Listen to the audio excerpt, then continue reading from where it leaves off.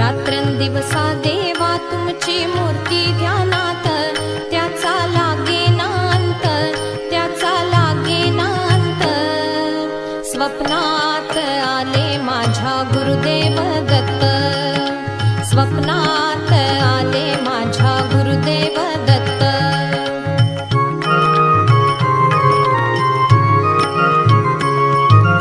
दिव्य स्वरूपी सडा टाकत होते अंगणात, अल्लख म्हणून भिक्षा मागत आले दारात.